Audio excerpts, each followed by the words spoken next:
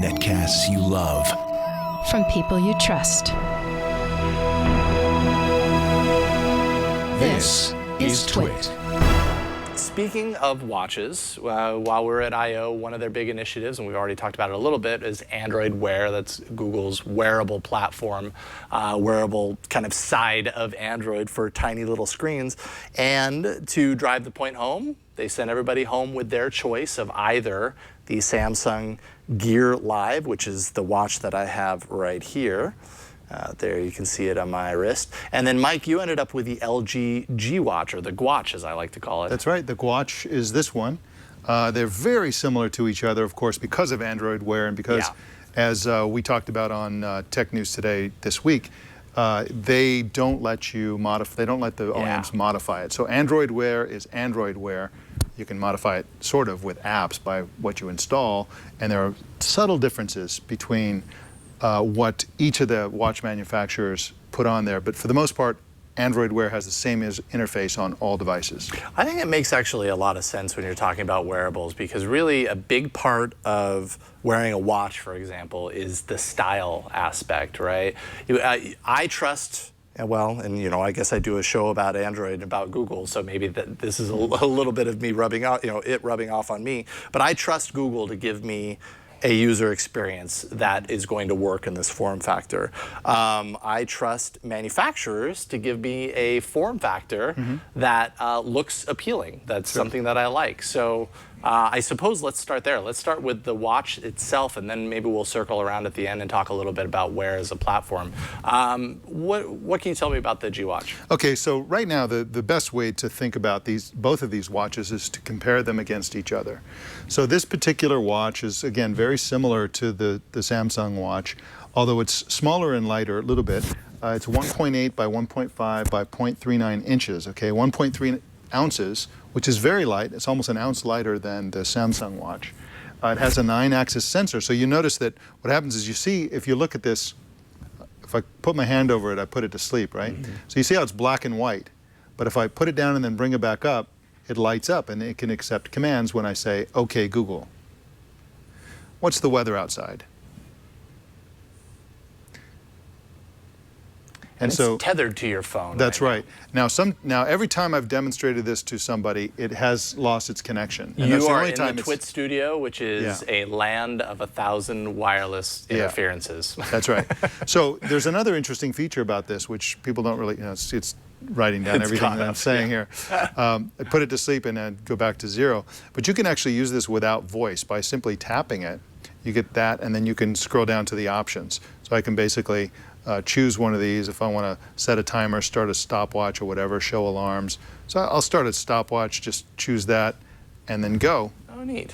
And so I didn't use my voice at all, even though it starts with the voice user interface. Right. So again, covering it, puts it to sleep. Now you see these other notifications and my timer's still going there. I can pause it with that. This is similar to the control for music and so on. So those are Android Wear things, not really related to the watch. So let's get back to the watch. Of course, it's Bluetooth tethered. It has a stronger battery. We talked about this on Tech News Today as well than the Samsung, but it's less, probably has worse battery life than the Samsung because the screen is more of a power hog. Yeah, it's interesting actually. Ars Technica just did a side-by-side, and it turns out that the LG G Watch performed a little better than the Samsung, which I would not have guessed. That's right. Considering the screens. That's right. Now this probably gets somewhere, this is an estimate on my part, and this is not based on testing, but I would guess about somewhere between 18 hours to 36 hours of use, depending on whether you're a very heavy user or a very light user. And again, the screen is always on, so the time is always shown,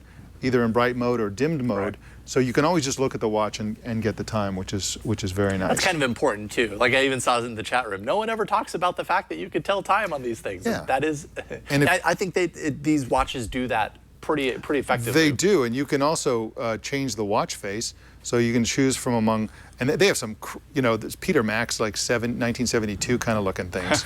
I don't see why anybody would choose that. To me, it's not very compelling. But yeah, it's a great watch. It's great for telling the time and so on. So back to the hardware here. This is you know, I would say that the pros of this particular watch compared to the Samsung, again, the only comparison we can make at this point, is that it's very comfortable. It's easy to charge. You just simply put it on top of a little cradle type thing. It doesn't actually plug in. It just sits on top of it, which is nice.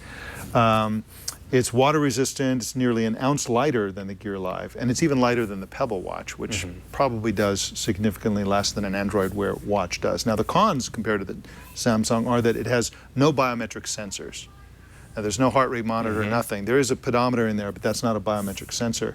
It has poor sunlight readability. I guess they both do. It's square rather than round. Some of the better ones are going to be round, I would guess.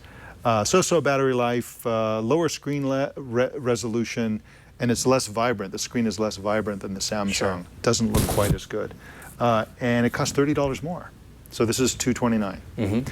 And so those are the pros and cons of this particular watch, the LG G watch. Okay, I'll run through the Gear Live, and then we can kind of give our try, buy, don't buy. So this is the Samsung Gear Live. It looks like, you know, it looks a lot like their recent kind of incarnation of Galaxy Gear watches for the most part, but this, of course, is running Android Wear. It's 1.2 gigahertz quad-core Snapdragon 400, 1.63-inch 320 by 320 AMOLED display. So that actually means that when it's in low power mode, all it's doing is lighting up these pixels. It's not blocking out the dark pixels. So in essence, that should be better for your battery life. This is what the Moto X does with active notifications.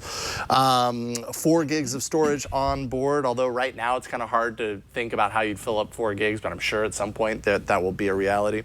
And of course, 300 milliamp hour battery, which is a whole 100 milliamp hours less than the LG G watch.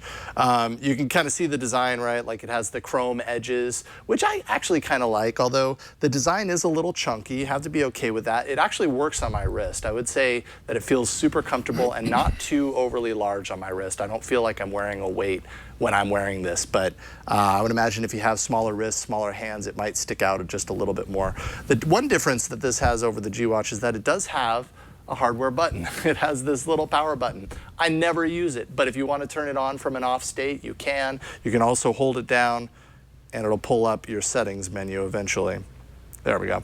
Oh, I just backed away from it, but there you have it. So underneath, there you go. You have the heart rate monitor. That's the biometric sensor that you were talking about. These contacts, of course, clip into a charger, and I completely spaced bringing the charger with me, and I wish I hadn't because it's one of my pain points here. It's really, like the G Watch I know has a magnetic snap to the charger. Those are pretty great. nice. Yeah. Those are really nice. This, you actually have to clip the plastic casing on into these little notches on the side around the back. And, you know, it's just one of those little things that is annoying over time. Every time you're trying to do it, it's sliding all over the back and you can't quite get it to latch. Screen, you know, pixel-wise, I think it's totally fine, sharp enough. You know, rarely are you ever this close. Okay, yeah. Wait a minute, which eye am I looking with? Rarely are you ever this close, so it doesn't matter if you can see the pixels as far as I'm concerned. And like you said, good saturation on this style of screen. Though, again, common complaint, not bright in daylight. When you get out in daylight and you try and turn on the screen and really read what, you know, see what you're looking at, it's really hard to tell. Battery for me lasted around 1.5 days. That's good or bad depending on how you look at it, right? Yeah. That's good if you're comparing it to your smartphone, which is just get me through a day of normal use or even heavy use, get me to the end of the day where I'm always going to charge it late at night anyways. So, and that's kind of me. That's bad if you compare it to some of the competition. The Pebble, in some cases, can go 3 to 4 days, and that's pretty impressive. Yeah. So if you're comparing it to those wearables, you're going to have a bad day. So that is the Gear Live. I'd say the pros, definitely the heart rate monitor, the biometric sensor on the back. Android Wear, of course, I think is an interesting platform for it to be on here, so that's good. It does have a replaceable band. And in fact, it snaps out with this interesting little lever system on this particular band, but it does replace with a normal strap, so that's good. So does the G Watch. Yep. And then cons, you got to have kind of a larger wrist to wear it. Battery charging, of course. Battery performance, depending on how you define it for a wearable, and hard to see in daylight. So if you, so that's both of the watches.